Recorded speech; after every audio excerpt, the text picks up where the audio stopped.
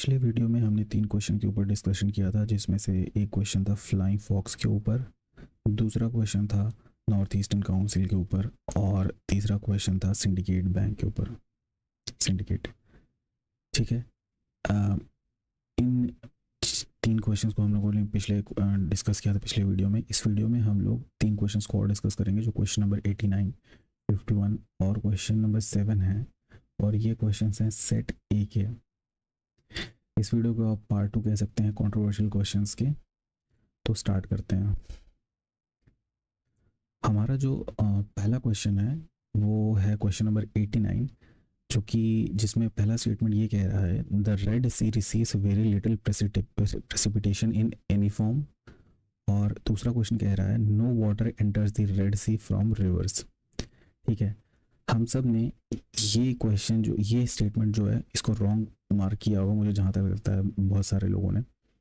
और क्योंकि ऐसा हो ही नहीं सकता। और जो हम लोग जितने भी स्टेटमेंट बेस्ड हम लोग एक्सट्रीम वर्ड्स देखते हैं, उसको हम लोग इसी तरीके से एलिमिनेट करते हैं। लेकिन हम लोग इस 2024 के प्रीलिम्स में हमने देखा कि 2-3 क्वेश्चंस जो जिसमें एक्सट्रीम वर्ड्स यूज़ हुए थे वो डायरेक्टली गलत हुए। और अभी इसको देखते हैं, इस क्वेश्चन को देखते हैं, जहाँ पे हम लोगों ने ये किया है no water enters the Red Sea from rivers, जो कि कोचिंग इंस्टीट्यूट के हिसाब से सही है। और इंटरनेट पे भी अगर आप सर्च करने जाएंगे तो आपको ये सही मिलेगा, पहली चीज़। दूसरी बात, the Red Sea receives very little precipitation in any form. ये हम बात करेंगे कि कैसे रेड सी में बहुत कम बारिश होती है, उसका रीज़न क्या है। उसको जानने के लिए हमें पहले जो है एक मैप को देखना होगा। इस मैप में मैं 2 चीज़ें साथ साथ में बताऊंगा। एक ये रिवर वाला इशू जो है, पहले इसको भी थोड़ा सा बता देता हूँ सी मैप के सेक्शन में। मैं अगर हम यहाँ पे आएँ तो ये मैप मैंने विकीपीडिया से लिया है, कॉमनली अवेलेबल है, इजीली अवेलेबल है। आप यहाँ पे देखेंगे ये आपका रेड सी है, ये रेड सी का रीजन है। और आप यहाँ देख सकते हैं ये छोटी छोटी स्ट्रीम्स हैं यहाँ पे। ये देख रहे हैं, एक स्ट्रीम ये है, दूसरी स्ट्रीम ये, तीसरी ये है, ये है, ये है। अब सवाल ये उठता है कि यूपीएससी ने जो क्वेश्चन कहा था कि रिवर जो है नहीं है, तो इसका रिवर से क्या इंटेंशन था? क्या कोई स्ट्रीम भी नहीं हो सकती है? स्ट्रीम और रिवर में साइज का डिफरेंस है। और जहाँ पे इंटरनेट सोर्सेज पे जो अवेलेबल इंफॉर्मेशन है उसमें ये कहा जा रहा है कि कोई मेजर या कोई सिग्निफिकेंट रिवर नहीं है। ठीक है, बट ऐसा हो ही नहीं सकता कि कोई रिवर ना हो। इसी वजह से हम लोगों ने जो है क्वेश्चन को जो है नो मार्क किया था कि गलत है, ये स्टेटमेंट नहीं हो सकता। और उस चीज़ को जस्टिफाई करने के लिए हमारे पास ये चीज़ें तो हैं ही हैं कि ये स्ट्रीम्स तो यहाँ जा रही हैं। अब यूपीएससी इसको रिवर मान रहा है कि नहीं मान रहा है, या वो एक जनरल स्टेटमेंट दे रहा था कि ऐसा माना जाता है कि रेड सी में कोई रिवर नहीं जाती है। ठीक है, तो उस हिसाब से वो ठीक हो सकता है। और यहीं पे भी अगर आप यहाँ पे एक और देखेंगे एरिट्रिया से, यहाँ पे भी एक छोटी सी स्ट्रीम आप देख रहे होंगे कि यहाँ पे भी जा रही है। ठीक है, ये तो इस मैप के बारे में बात हो गई। और मैं अभी आपको एक मैप और शो करता हूँ गूगल मैप्स पे, और हम लोग वहाँ पे 3 रिवर्स को ट्रैक करेंगे। ठीक है, पहले हम देखने जा रहे हैं एक रिवर जिसका नाम है वदी हमद करके, जो कि यमन में है। और अगर हम इसे जूम करें तो ये जो क्वेश्चन है कि कोई भी रिवर नहीं है, वो इससे हम लोग उसे गलत कह सकते हैं। गलत कहना शब्द का इस्तेमाल करना सही है या नहीं डिपेंड करता है यूपीएससी से स्ट्रीम मान रहा है कि ये रिवर मान रहा है। अब वादी हमद को अगर हम लोग ट्रैक करेंगे तो हम देखें तो यहाँ पे एक और दूसरी रिवर यहाँ पे मिल रही है, इससे वदी जबीद। और फिर ये मिल करके वदी जबीद बन करके जिसमें एक और स्ट्रीम मिलती है सैलात आना। ठीक है, फिर अगर हम इसको ट्रैक करते जाएं at the end of the territory, तो हम ये पाएंगे कि ये जो स्ट्रीम है वो हमारे रेड सी की तरफ जा रही है। ठीक है, अब यहाँ पे अगर हम आकर के देखें तो ये है वादी जावीद का एंड पॉइंट है, ठीक है। अगर हम इसको सैटेलाइट व्यू में देखें तो आप यहाँ पे रिवर चैनल देख सकते हैं।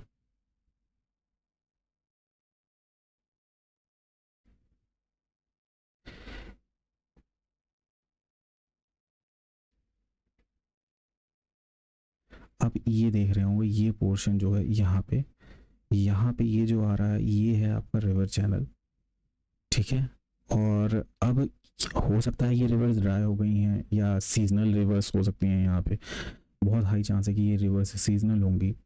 और एक तो बात ये है कि वहाँ पे साइज़ छोटी है तो उसको स्ट्रीम इसीलिए कहा जा रहा है, और दूसरी चीज़ ये है कि सीजनल होंगी इस वजह से हो सकता है उसको प्रॉपर रिवर नहीं कंसीडर किया जा रहा है। हमारे यहाँ भी सीजनल रिवर है बट अमाउंट ऑफ वाटर अच्छा खासा है इसमें, तो इसलिए उसको प्रॉपर रिवर कंसीडर किया जाता है। तो ये तो हो गई इसकी बात। अगर हम साथ ही साथ एक रिवर और देख लें जिसका नाम है वदी रीम। अगर हम इसे देखें तो हमें इसे टेरेन में देखना होगा जिससे हम लोग बेटर देख सकें, ट्रैकिंग कर पाएँ। हाँ, तो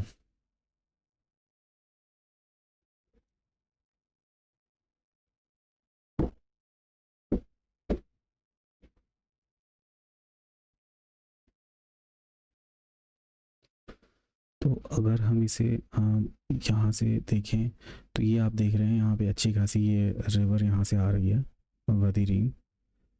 और हम लोग इसका अगर माउथ देखेंगे तो ये हमें मिलेगा रेड सी में। ये देखिए यहाँ पे एंड हो रहा है, ठीक है। ये है वदी रीम रिवर और यहाँ एंड हो रहा है। और अगर इसकी हम इमेज भी देखना चाहें तो ये है वो आप इमेज देख सकते हैं, यहाँ पे आपको रिवर दिख रही है। तो इसे आप स्ट्रीम कह सकते हैं, आप इसे रिवर कह सकते हैं, ठीक है। तो यहाँ पे तो हमने देख ली 3 रिवर्स। यहाँ पे हमारा एक बात ये हो गया कि ऐसा तो नहीं है कि कोई भी वाटर सोर्स जो है वो रेड सी में नहीं जा रहा है। हाँ, सिग्निफिकेंट नहीं हो सकता है क्योंकि हर जगह जहाँ भी मैंने पढ़ा है इंटरनेट पे वहाँ लिखा हुआ सिग्निफिकेंट सोर्स नहीं है, बट सोर्स है। बट अगर यूपीएससी के स्टेटमेंट हम अगर देखें तो उसमें ये लिखा हुआ है कि नो रिवर, ठीक है, no water enters the Red Sea from rivers, ठीक है।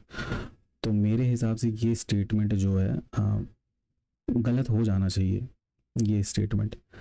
और अब हम लोग बात कर लेते हैं the Red Sea receives very little precipitation in any form, इस क्वेश्चन के बारे में, इस स्टेटमेंट के बारे में। तो इसके लिए हमें एक अगले मैप पे जाना होगा।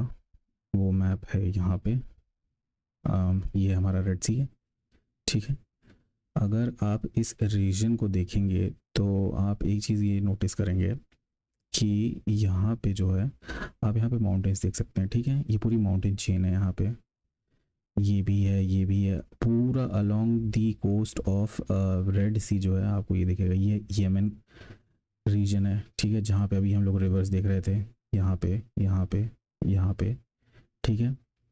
और तो अगर अब यहाँ बात हो रही प्रेसिपिटेशन यहाँ लो क्यों है, पहली बात ये है कि एक तो यहाँ पे बहुत हाई टेम्परेचर होता है। बहुत हाई टेम्परेचर क्यों होता है उसका रीज़न है कि ये सब ट्रॉपिकल हाई प्रेशर बेल्ट के जोन में आता है। ये वाला जो अपर पोर्शन है यहाँ से आप कह सकते हैं यहाँ पे सब ट्रॉपिकल हाई प्रेशर बेल्ट यहाँ फॉर्म होता है, ठीक है। अब यहाँ पे विंड्स जो हैं वो इस डायरेक्शन में भी मूव करती हैं, ठीक है। अब क्या होता है कि एक तो ये सब ट्रॉपिकल हाई प्रेशर बेल्ट में है जिसकी वजह से यहाँ पे इवेपोरेशन बहुत ज़्यादा होता है, टेम्परेचर बहुत हाई है क्योंकि सराउंडिंग रीजन से ये, एक तो ये सी जो है इनक्लोज्ड है, पहली चीज़।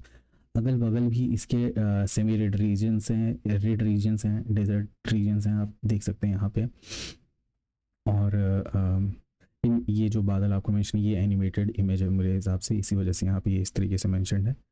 और पहला रीज़न तो ये हो गया, सब ट्रॉपिकल हाई प्रेशर बेल्ट में है, इसी वजह से हाई टेम्परेचर होता है, जिसकी वजह से इवेपोरेशन बहुत ज़्यादा होता है, और प्रेसिपिटेशन अगर थोड़ा भी होगा तो वो इवेपोरेट कर जाता है, इससे पहले वो प्रेसिपिटेशन के फॉर्म में नीचे आए। ठीक है, और फिर क्या होता है कि सपोज कीजिए कि अगर हाई ट्रॉपिकल प्रेशर बेल्ट अगर यहाँ पे आ भी रही हैं, ठीक है, अगर आ भी रही हैं इस वाले रीजन में, तो चलिए हाई प्रेशर बेल्ट बन रहा है, लेकिन ये जो रीजन है यहाँ पे कभी कभी ये रीजन जो है ये आपका ट्रेड विंड्स के, ये ट्रेड विंड्स ही है आपकी, ट्रेड विंड्स के इन्फ्लुएंस में रहता है, एयर से क्रॉस करती है, बट इशू यहाँ पे क्या है कि ये जो विंड्स जो सबसाइड करती हैं वो डेजर्ट रीजन से होकर के आती हैं, तो इस वजह से ये ड्राई रहती हैं। अब ड्राई रहने की वजह से क्या होता है, यहाँ पे फिर से कोई रेनफॉल होती नहीं है। ठीक है, पहली चीज़ ये हो गई। अब अगर हम दूसरी चीज़ ये थी, अब तीसरी बात अगर हम देखें तो एक चीज़ और है यहाँ पे, तीसरा रीज़न जो हम लोग यहाँ पे देख सकते हैं कि यहाँ पे प्रेसिपिटेशन क्यों लो है, इसको क्लियर कर लेते हैं थोड़ा सा। अब इसके लिए तीसरी चीज़ देखने के लिए हमें थोड़ा सा जो है अगले मैप में जाना होगा, और अगला मैप हमारा है यहाँ पे ये। ठीक है, अब ये है हमारा ट्रॉपिक ऑफ कैंसर। ठीक है, अब इसके ऊपर हमारा सब tropical high pressure belt form होता है। ठीक है, यहाँ एयर सबसाइड कर रही है। अब सपोज कीजिए यहाँ पे एयर सबसाइड कर रही है और यहाँ से विंड ब्लो कर रही है। ठीक है, यहाँ से पर्शियन गल्फ से इस रीजन से उसने मॉइस्चर पिकअप कर लिया। अब मॉइस्चर तो पिकअप कर लिया है, अब फिर वो यहाँ पे जब आती है तो यहाँ पे फिर रेन होनी चाहिए, बट यहाँ इशू क्या रहता है, अभी मैंने आपको बताया कि यहाँ पे माउंटेन चेन है। माउंटेन चेन की वजह से क्या होता है, ये विंडवर्ड साइड हो जाता है, यहाँ से जो थोड़ा बहुत भी मॉइस्चर रहता है विंड में वो राइज करती हैं, क्लाउड फॉर्मेशन होता है और यहाँ रेनफॉल हो जाती है इस साइड, और ये जो है आपका रेन शेडो एरिया बन जाता है लीवर्ड साइड, इस वजह से यहाँ पे रेन नहीं होती इस पोर्शन में। ठीक है, और फिर यही चीज़ जो है आपको यहाँ पे भी देखने को मिलती है, यहाँ पे जो यहाँ से भी अगर कोई विंड आ रही है तो वो उसको ऑब्स्ट्रक्ट करती हैं। ठीक है, इस वजह से यहाँ पे इस रीजन में आप देखेंगे बहुत ही कम प्रेसिपिटेशन होता है और इवेपोरेशन बहुत ज़्यादा होता है। तो हमने तीन रीजंस देख लिए, एक तो सब ट्रॉपिकल हाई प्रेशर बेल्ट होता है, पहली चीज़ होती है। दूसरा होता है कि अगर विंड आ भी जा रही है तो ड्राई इतनी ज़्यादा इस रीजन से होकर के आ रही है कि यहाँ रेनफॉल नहीं होता। तीसरा, अगर यहाँ से भी अगर मॉइस्चर लेकर के कोई विंड आ रही है तो यहाँ पे जो माउंटेन चेन्स हैं वो उनकी उनकी वजह से यहाँ पे विंडवर्ड साइड में ही बारिश हो जा रही है, जो कि यहाँ पे नहीं पहुँच पाती है इस रीजन में। ठीक है, तो ये हमारा दूसरा स्टेटमेंट क्लियर करता है कि लिटिल प्रेसिपिटेशन होती है वहाँ पे। एक बार स्टेटमेंट देख लेते हैं क्या लिखा हुआ है। लिखा हुआ है the Red Sea receives very little precipitation in any form, ये बात सही है। और no water enters the Red Sea from rivers, ये मेरे हिसाब से तो गलत होना चाहिए क्योंकि स्ट्रीम्स तो हैं ही हैं। अब यूपीएससी क्या मानता है ये उसके ऊपर है, तो मेरे हिसाब से इसका आंसर ए होना चाहिए, बट कोचिंग इंस्टीट्यूट से मैंने देखा है जिसमें आंसर बोथ है।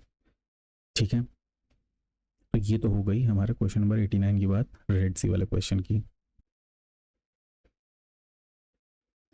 अगला क्वेश्चन जो है वो है हमारा यूनाइटेड स्टेट्स गवर्नमेंट डेट वाला। इस क्वेश्चन में क्वेश्चन नंबर 51 में दो स्टेटमेंट दिए हुए हैं, और यहाँ पे पहला स्टेटमेंट ये कह रहा है, if the United States of America were to default on its debt, holders of US treasury bond will not be able to exercise their claims to receive payment. ठीक है, पहला स्टेटमेंट ये। दूसरा स्टेटमेंट है the USA government debt is not backed by any hard asset but only by the faith of the government. ठीक है, पहली चीज़, हम सब ने ये क्वेश्चन गलत इसलिए किया होगा क्योंकि फिर हमें एक एक्सट्रीम स्टेटमेंट मिल गया और हमने इसको जो है रॉन्ग करने की कोशिश की होगी, मुझे जहाँ तक लग रहा है। और ये वो दूसरा क्वेश्चन था जो मैं कह रहा था आपसे कि अभी रेड सी में भी हम लोगों ने देखा कि no water enters into Red Sea by rivers, एक वो क्वेश्चन हो गया जिसमें एक्सट्रीम वर्ड था नो, और इसमें भी एक एक्सट्रीम वर्ड था ओनली, तो जिस वजह से हम लोगों ने हो सकता है इस क्वेश्चन को जो है गलत कर दिया। अभी इसके बारे में देखते हैं।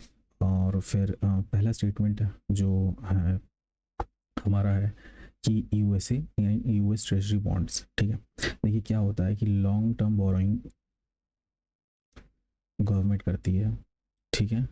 इसमें क्या रहता है, बॉन्ड मतलब एक कॉन्ट्रैक्ट साइन होगा कि आपको इस डेट पे, हम सो एंड सो डेट पे, अगर मान लीजिए इस बॉन्ड के ऊपर 100 रुपये लिखा हुआ है, इसकी मेच्योरिटी डेट रहेगी और इसमें कहा जाएगा कि हम आपको जो है जिस दिन ये मैच्योर हो जाएगा उस दिन आपको 100 रुपये दे देंगे। मान लीजिए कोई डेट है आज से 2 साल बाद की, लॉन्ग टर्म डेट है, तो 2 साल तक जो है इस पे अगर ये 100 रुपये लिखा हुआ है तो ये बॉन्ड जो है वो बिका होगा इससे कम पे, मान लीजिए 95 पे बिका होगा, ठीक है। बिडिंग होती है, ऑक्शन होता है, जिसकी वजह से बिडिंग कम जाती है, ताकि अगर ऐसा नहीं होगा तो फिर प्रॉफिट क्या होगा। अगर आज हमने 100 रुपये का खरीदा और हमें बाद में मेच्योरिटी पे 100 रुपये मिल रहा तो मतलब क्या होगा।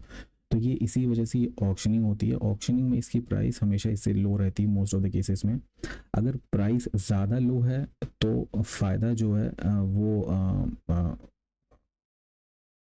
बॉन्ड होल्डर का रहेगा, और अगर जितना डिफरेंस कम है उतना गवर्नमेंट को फ़ायदा रहेगा, क्योंकि गवर्नमेंट को उतना कम देना पड़ेगा, ठीक है, इंटरेस्ट। वही आपका बॉन्ड यील्ड कहलाता है, ठीक है। बॉन्ड यील्ड, बॉन्ड यील्ड इसको आप सबसे आसान भाषा में ये समझ सकते हैं कि अगर 100 रुपये है, 95 रुपये हमने खरीदा, हमको 5% का फ़ायदा है, ठीक है। 5% का फ़ायदा है जब तक हम इसको होल्ड करके रख रहे हैं, ठीक है। हमें रेवेन्यू जनरेट करके देगा ये। और और अगर यही मान लीजिए 98 में बिका होता तो 2% होता इंटरेस्ट। ये दे कौन रहा है, ये 5% कौन दे रहा है, ये 2% कौन दे रहा है, ये गवर्नमेंट दे रही है, ठीक है। ये बात तो हो गई बॉन्ड की बात। तो अब जब यूएस ट्रेजरी वाला जो क्वेश्चन है, इसमें ये कह रहा है कि will not be able to exercise their claims to receive payment, ठीक है। अब मान लीजिए ये जो 5% देना था, ये जो 2% देना था, ये गवर्नमेंट नहीं देती है, तब आप क्या कर सकते हैं। तो यही वो क्वेश्चन है कि अगर डिफ़ॉल्ट कर जाए, डिफ़ॉल्ट का मतलब पेमेंट नहीं दिया, तो ये जो आपको 2% और 5% अगर नहीं दिया तो क्या जो बॉन्ड होल्डर हैं वो अपना क्लेम एक्सरसाइज कर सकते हैं। अब यहाँ पे 2 केस बनता है। अब केस 2 ये बनता है, केस 1 जो है, मतलब केस इसलिए क्योंकि जो मैंने इंटरनेट पे इंफॉर्मेशन कलेक्ट की, जैसे विजन आईएएस से मैंने दृष्टि की वेबसाइट से देखा, और ओनली आईएएस का भी मैंने आंसर की देखा, तो 2 के आंसर की में जो है स्टेटमेंट 1 करेक्ट है, ठीक है, और दृष्टि में स्टेटमेंट 1 जो है वो रॉन्ग है, ठीक है। अब हम देखते हैं कि हाँ, केस 1 की बात करते हैं हम लोग। केस 1 ये है कि अब जब गवर्नमेंट डिफ़ॉल्ट कर गई है, इसका मतलब उसके पास पैसे नहीं है, ठीक है। डिफ़ॉल्ट का मतलब हुआ लोन जब टाइम से आप नहीं दे पाते हैं, जो आपको रहता है, यही आपका लोन है, गवर्नमेंट का, पब्लिक से लोन लिया है, अगर आप लोन नहीं दे पा रहे हैं तो आपको कहा जाएगा आप डिफ़ॉल्ट कर गए, ठीक है। अब जब पैसे ही नहीं हैं तो आप क्लेम एक्सरसाइज कैसे करेंगे भाई। जब पैसे ही नहीं है, अगर आप क्लेम एक्सरसाइज कर भी लेते हैं तो आपको पैसे तो रिसीव होंगे नहीं, बाद में जब अगर आएंगे तो आपको दे दिया जाएगा, ठीक है। ये तो केस 1 हो गया। केस 2 जो यहाँ पे बन रहा है मेरे हिसाब से, वो ये है कि क्लेम तो कर सकते हैं, ठीक है, क्लेम कर सकते हैं, बट पेमेंट रिसीव होगी या नहीं होगी डिपेंड करेगा गवर्नमेंट के पास पैसा है कि नहीं है। मतलब हो सकता है डिफ़ॉल्ट का डिग्री जो है वो ऊपर नीचे हो सकता है, लेकिन क्योंकि ये जनरल स्टडीज़ का क्वेश्चन है, तो उस हिसाब से अगर हम देखें इस केस 2 में, तो हो सकता है कि क्लेम हम हाँ कर सकते हैं, पेमेंट रिसीव होगी या नहीं। मान लीजिए क्लेम आज हमने किया पहले दिन और 30 दिन बीत गया, क्लेम हमें पेमेंट नहीं मिला, तो उस हिसाब से हम क्लेम तो कर दिए, मतलब ये स्टेटमेंट तो गलत हो जाएगा कि हम क्लेम कर सकते थे भले ही हमें पेमेंट नहीं मिली। बट अगर आप केस 1 के हिसाब से देखेंगे, तो आप अगर इन पूरी सिनेरियो को साथ में देखेंगे तो भाई हमें पेमेंट मिली ही नहीं, तो उसका मतलब हुआ कि जो हमारा क्लेम था वो तो हमें मिला ही नहीं। जो क्लेम क्या था, वो जो एग्रीमेंट साइन हुआ था यही तो क्लेम है, कॉन्ट्रैक्ट है कि हम आपको 5% देंगे या 2%, जो भी कॉन्ट्रैक्ट है, आपका बॉन्ड यील्ड है वो आपको देंगे। अब वो नहीं दिया तो डिफ़ॉल्ट कर गए तो फिर ये स्टेटमेंट जो है सही हो जाएगा कि bond holders will not be able to exercise their claims to receive payment. मेरे हिसाब से जितना इन्फॉर्मेशन मैंने कलेक्ट किया है उसके हिसाब से स्टेटमेंट 1 सही होना चाहिए, ठीक है, पहली चीज़। दूसरा स्टेटमेंट जो है ये थोड़ा सा एक्सप्लेनेशन मांगता है। ये किस वजह से है, क्योंकि इसमें लिखा है USA government that is not backed by any hard asset. ठीक है, पहली चीज़ तो यहाँ ध्यान देना होगा, डेट की बात कर रहा है, ना कि करेंसी की बात कर रहा है कि करेंसी की बैकिंग। बहुत लोगों ने क्वेश्चन गलत किया है, इस वजह से हो सकता है, क्योंकि एक तो ये वाला स्टेटमेंट था, एक्सट्रीम स्टेटमेंट था, और एक और ये भी था कि नॉट नॉट को भी एक्सट्रीम स्टेटमेंट में यूज़ किया जाता है, और डेट था यहाँ पे किसी ने ध्यान नहीं दिया हो सकता है, और करेंसी समझ के किया, ये करेंसी कुछ कुछ बैकिंग होती है। अगर यहाँ पे सपोज ये करेंसी होता है तो ऐसा हो ही नहीं सकता कि कोई भी करेंसी नहीं बैकिंग हुई, थोड़ी करेंसी की बैकिंग रहती है, और बाकी सब जो रहता है वो आपका फिएट करेंसी रहता है। फिएट करेंसी का मतलब होता है कि गवर्नमेंट अश्योर्ड है, कि गवर्नमेंट का ट्रस्ट है, इस वजह से जो है वो करेंसी सर्कुलेशन में है। अब यहाँ पे जो बात है हार्ड एसेट की, गवर्नमेंट डेट की बात है। डेट जो होता है, अब सपोज कीजिए कि इन्होंने कॉन्ट्रैक्ट साइन किया, ठीक है, इन्होंने कहा था कि भाई कि 100 रुपये है, हम आपको इस तारीख को दे देंगे, इस 100 डेट को आपको 100 रुपये दे दिए जाएंगे। अब जब वो डेट आ गई है तो मान लेते हैं गवर्नमेंट डिफ़ॉल्ट कर गई उस डेट पे, पैसा नहीं दे पाई।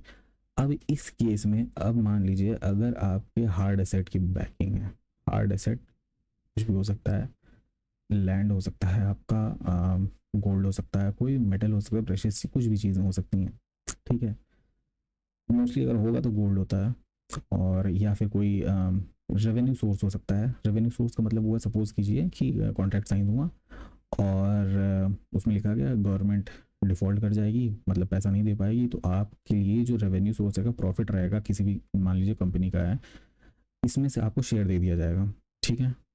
लेकिन यहाँ पे जो क्वेश्चन है कि हार्ड एसेट से बैकिंग नहीं है, इसका मतलब ये है कि जब ये आप कॉन्ट्रैक्ट परचेज करते हैं तो आपको इसमें से कोई भी ऐसी चीज़ नहीं मिलती बैकिंग में कि अगर आप डिफ़ॉल्ट कर गई गवर्नमेंट तो आपको उसके एवज में, जिसको कहते हैं, उसके कंपनसेशन में कुछ मिलेगा, या तो रेवेन्यू हो जाए, या तो गोल्ड मिल जाए, या तो लैंड, यानी बैकिंग नहीं है इस तरीके की।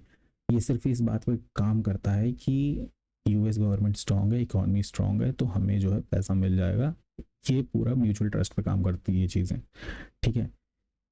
तो इस हिसाब से ये स्टेटमेंट जो है आ, आ, एक सेकेंड, ये स्टेटमेंट जो है ये सही हो जाता है ये स्टेटमेंट इस वजह से। और एक बात यहाँ पे और मैं बताना चाहूँगा, ये जो बैकिंग की बात है ना, हार्ड एसेट की बैकिंग की, ये जो डेट है इसकी बैकिंग है, बट ये जो बैकिंग है ना ये डायरेक्ट नहीं है, ठीक है, ये बैकिंग डायरेक्ट नहीं है, ये बैकिंग इनडायरेक्ट है, इनडायरेक्ट बैकिंग है। इनडायरेक्ट बैकिंग कैसे है, इसको वही जो मैंने अभी आपको बताया, इनडायरेक्ट बैकिंग इस हिसाब से होती है कि जो गवर्नमेंट का रेवेन्यू आता है, रेवेन्यू से ही ये जो बॉन्ड यील्ड की हम लोग बात कर रहे थे 5% 2%, तो वो गवर्नमेंट जो है वो इसी रेवेन्यू से देती है, टैक्स रेवेन्यू जो कलेक्ट करती है, अदर सोर्सेज ऑफ रेवेन्यू जो वहाँ से कलेक्ट करती है, उसी से आपका जो पेमेंट है वो किया जाता है। वही पेमेंट अगर नहीं हो पाता तो डिफ़ॉल्ट कहलाती है। तो ये जो है इनडायरेक्ट बैकिंग रेवेन्यू से है, जो टैक्स के द्वारा आता है। दूसरा है इकोनॉमिक स्ट्रेंथ, कहा जाता है कि यूएस इकॉनमी का जो स्ट्रेंथ है, एक सेकेंड, कि यूएस इकॉनमी जो है बहुत स्टेबल इकॉनमी है। स्ट्रेंथ का मतलब ये होता है बहुत ज़्यादा स्टेबल है और बहुत ह्यूज है। तो अगर आप यहाँ पे पैसा लगाते हैं तो आप इस बात से इंश्योर्ड रहते हैं कि हाँ, रिस्क बहुत ही मिनिमम है। जितने भी ऑल ओवर द वर्ल्ड जितनी भी इकॉनमीज़ हैं, यहाँ पे अगर मैं पैसा लगाऊंगा तो मुझे यहाँ पे रिटर्न मिल जाएगा और डिफ़ॉल्ट नहीं होगा गवर्नमेंट का, या जहाँ पे भी इन्वेस्टमेंट किया है। तो एक ये रहता है, इकोनॉमिक स्ट्रेंथ रहती है किसी भी इकॉनमी की, जिसकी वजह से वो इनडायरेक्ट बैकिंग देता है किसको, जो गवर्नमेंट डेट लेती है उसको, ठीक है। तो लोग आसानी से देने के लिए तैयार हो जाएंगे पैसा, गवर्नमेंट आसानी से पैसा ले लेगी। तो ये फिर क्या चीज़ होती है, ये फिर भी एक ट्रस्ट के ऊपर बेस्ड है, ठीक है। इसका मैं एक एग्जांपल दूंगा आपको इंडिया में। और जो रिजर्व करेंसी है डॉलर, एक ये रीज़न भी है इनडायरेक्टली कैसे बैकिंग है। Reserve currency dollar, dollar strongest currency आप मान सकते हैं। डॉलर में सारा व्यापार होता है, सब कुछ होता है, सारी कंट्रीज डॉलर में ही काम करती हैं। इस वजह से क्या है, डॉलर की डिमांड बहुत ज़्यादा है। डॉलर की डिमांड की वजह से ये स्ट्रेंथ प्रोवाइड करता है यूएस इकोनॉमी को, ठीक है, और वो कंट्रोल कर सकते हैं पूरे इकोनॉमिक सिस्टम को। तो गवर्नमेंट अगर यूएस की जो है पैसा ले रही है और वो कह रही है अगर हम आपको इस टाइम तक आपको ये पैसा देंगे, तो जो पैसा देने वाला है वो, यानी बॉन्ड होल्डर जो है उसने पैसा दिया, उसको बॉन्ड मिला, वो ये कहेगा कि ठीक है मैं दे रहा हूँ। क्यों? उसका रीज़न क्या रहेगा? उसका रीज़न ये रहेगा, ये दो रीज़न तो रहेंगे। वो भी ये भी कहेगा कि भाई डॉलर है इनके पास, ये डॉलर कंट्रोल कर सकते हैं, सारा व्यापार डॉलर में होता है, स्विफ्ट पेमेंट, स्विफ्ट सिस्टम जो होता है उसको कंट्रोल किया जा सकता है कि हाँ इस देश से पेमेंट नहीं होगी, इस देश से डॉलर नहीं जाएगा, यहाँ से नहीं होगा। इस वजह से सैंक्शंस लगाए जाते हैं, जैसे रशिया पे लगा आपका सैंक्शन और ईरान पे सैंक्शंस लगते रहते हैं। तो इन्हीं रीजन की वजह से होता है कि डॉलर को वो लोग कंट्रोल करते हैं और डॉलर में सारा ट्रेड होता है। ठीक है, ये तो बात हो गई हमारी ये रीजंस की इनडायरेक्टली बैकिंग है और डायरेक्ट बैकिंग नहीं है। ठीक है, तो इस वजह से ये स्टेटमेंट सही हो जाता है कि but only by the faith of the government. ठीक है, फेथ ऑफ द गवर्नमेंट ये बहुत ही मतलब कह सकते हैं बहुत ही बड़ा रीज़न है और मेन रीज़न है, जो कह सकते हैं बहुत जनरल पब्लिक को पता है कि हाँ यही रीज़न होता है कि जिसकी वजह से ये बैकिंग नहीं होती। अब इसका एक एग्जाम्पल मैं दिखा देता हूँ। सपोज एसडीएफ है, आप जानते होंगे standing deposit facility, standing deposit facility. ठीक है, ये है, इसमें क्या होता है कि इंडिया में बैंक्स, ये एक आपका कह सकते हैं टूल है। ठीक है, ये बैंक्स के पास रहता है, टूल का मतलब हो गया बैंक्स के पास एक फैसिलिटी है। फैसिलिटी क्या है कि अगर आपके पास एक्सेस लिक्विडिटी है, मतलब आपके पास कैश एक्स्ट्रा पड़ा हुआ है, तो आप उस एक्स्ट्रा कैश को आरबीआई के पास डिपॉजिट कर सकते हैं और आपको उस पर कुछ इंटरेस्ट मिल जाएगा। भाई पैसा खाली पड़ा हुआ है, उसको रख देते हैं आरबीआई के पास, थोड़ा इंटरेस्ट मिल जाएगा। और ये रेपो रेट से अराउंड 0.25 कम होता है। ठीक है, ताकि इसलिए ऐसा ना हो कि सब लोग ईजिली इसको एक्सेस कर सकें। बट इसमें क्या होता है स्टैंडिंग डिपॉजिट फैसिलिटी में, अगर आप रेपो रेट जानते होंगे, रेपो ये एक रीपर्चेज एग्रीमेंट होता है। ये रीपर्चेज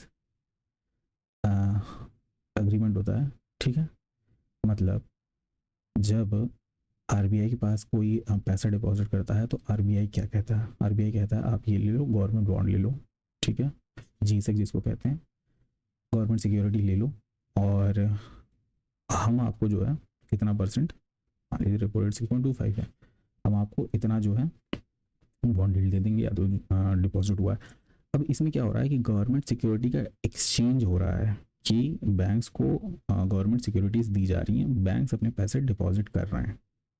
ठीक है, बैंक्स अपने पैसे डिपॉजिट कर रहे हैं और गवर्नमेंट सिक्योरिटीज़ उन्हें उसके उसमें मिल रही हैं। बट एसडीएफ में क्या होता है कि पैसे जब जमा करती है बैंक, तो उसको कोई भी गवर्नमेंट सिक्योरिटी वापस नहीं मिलता है इन एक्सचेंज। तो यहाँ पे वो कैसे क्लेम करेगी कि हमने आपको पैसा दिया था और आपको हमें वो रिटर्न करना अब हमें चाहिए? वो एक एग्रीमेंट होना चाहिए, यहाँ पे तो कोई एग्रीमेंट हुआ नहीं है। यहाँ पे लेकिन एग्रीमेंट होता है गवर्नमेंट बॉन्ड का। अगर बैंक चाहे, बैंक के पास जब गवर्नमेंट बॉन्ड आ गया है तो वो चाहे तो आरबीआई को बेचे, चाहे किसी दूसरी बैंक को बेच दे या कहीं से भी, तो उसके पास सोर्सेज रहेंगे कि पैसे ले सकते हैं। बट स्टैंडिंग डिपॉजिट फैसिलिटी में जब आपने पैसे जमा किए हैं तो आपने तो आरबीआई के पास जमा किए हैं, अब आपको लेने भी तो उन्हीं के पास जाना होगा, क्योंकि ऐसा कोई कॉन्ट्रैक्ट हुआ नहीं है। तो कैसे आरबीआई दे देगा अगली बार आपको पैसा जाएंगे? तो ये होता है, ये भी एक रीज़न है ट्रस्ट की वजह से कि भाई बैंक्स ट्रस्ट करते हैं। हाँ ऑब्वियस सी बात है, छोटे मोटे अग्रीमेंट कुछ होते होंगे, एक रिकॉर्ड होता होगा स्टेटमेंट कि हाँ यहाँ से पेमेंट हुआ है, इतना हुआ है, ये सब हुआ है। तो ये क्या है, ये ट्रस्ट के ऊपर ही तो बेस्ड है कि हाँ हम आपको पैसा दे रहे हैं, हमारे पास एक्सेस लिक्विडिटी है, आप अभी रख लीजिए, फिर हमें ज़रूरत होगी तो हम आपको ले लेंगे। ठीक है, और आरबीआई क्या करता है, आरबीआई ये फिर बाकी जिसको रिवर्स रेपो पे जिसको चाहिए होता है उसको दे देता है लोन। तो ये चीज़ें रहती हैं। ठीक है, तो ये तो बात हो गई हमारे सेकंड क्वेश्चन की, जिसमें स्टेटमेंट दोनों सही होने चाहिए और यही रीज़न होना चाहिए कि स्टेटमेंट ऑप्शन ए होना चाहिए, वो statement 1 and statement 2 are correct and statement 2 explains statement 1। क्यों स्टेटमेंट 2 एक्सप्लेन करता है स्टेटमेंट 1 को? वो इसलिए एक्सप्लेन करता है स्टेटमेंट 1 को क्योंकि स्टेटमेंट 2 में कह रहा है कि बैकिंग नहीं है हार्ड एसेट की। ठीक है, और पहले में क्या कर रहा है कि bond holder claim exercise claim नहीं कर पाएंगे।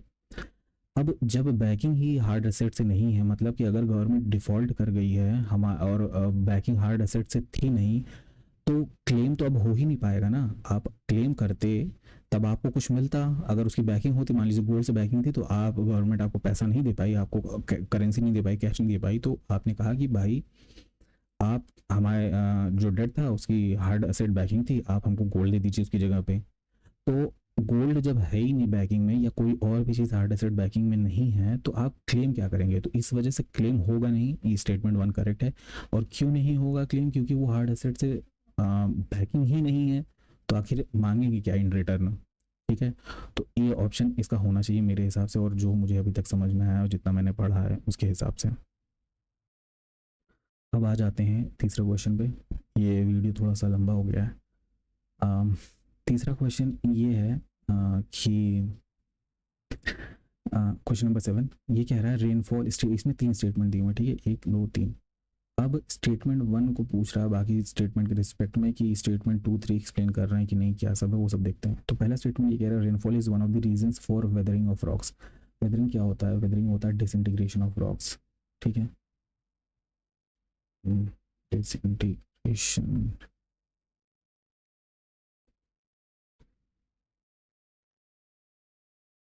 डिसइंटीग्रेशन ऑफ रॉक्स, ठीक है।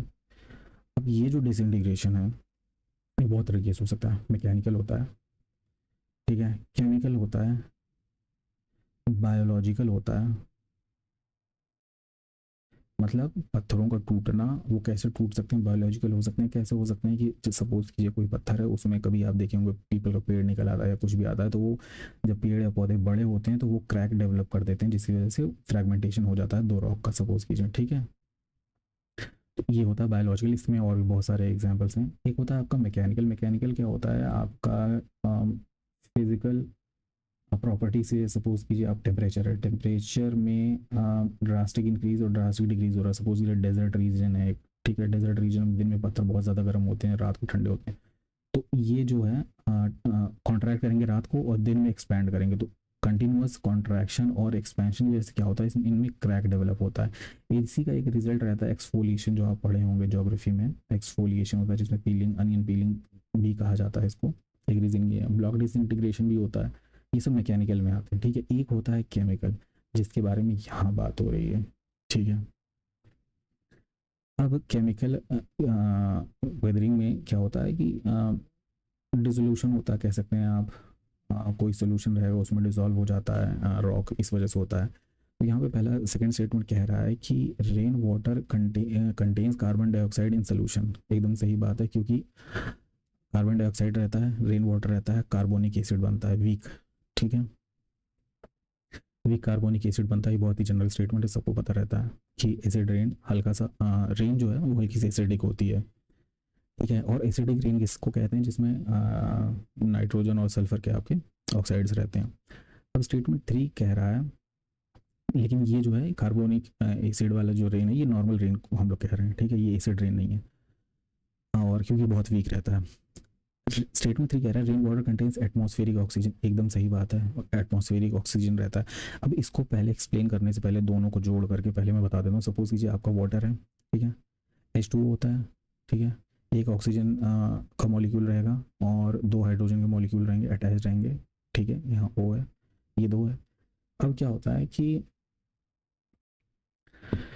ये और बहुत ढेर सारे मॉलिक्यूल्स होंगे, ठीक है। इन सब में क्या रहता है? इन सब में बीच बीच में स्पेसेस रहती हैं, ठीक है। इसमें क्या होता है? ऑक्सीजन ट्रैप हो जाता है, ऑक्सीजन का दूसरा मॉलिक्यूल, ये नहीं, और ये बॉन्ड में नहीं है, मतलब इसके साथ जुड़ा नहीं हुआ, ये एक कंप्लीट बॉन्ड है। केवल ऑक्सीजन O2 जो है, इसमें बीच में मान लीजिए एक मॉलिक्यूल ऐसे हल्का सा जो है यहाँ पे, कह सकते हैं, मतलब यहाँ फंसा हुआ कह सकते हैं, ठीक है। इसको बोलते हैं डिजॉल्व ऑक्सीजन।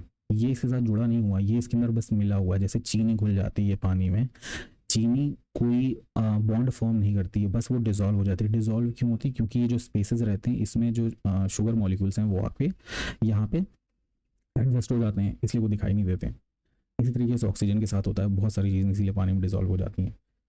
तो यहाँ पे कह रहा है कि एटमॉस्फेरिक ऑक्सीजन, रेन वाटर, अब रेन वाटर है, ये भी फिर से वाटर है, इसमें भी ऑक्सीजन कहीं ना कहीं मॉलिक्यूल जो है ऑक्सीजन O2 का यहाँ पे कहीं ना कहीं होगा, ठीक है, क्योंकि पूरे एटमॉस्फेयर में साथ में अपनी ऑक्सीजन भी लेकर के आ रहा होगा, उसमें नाइट्रोजन भी हो, बहुत सारी चीज़ें होंगी।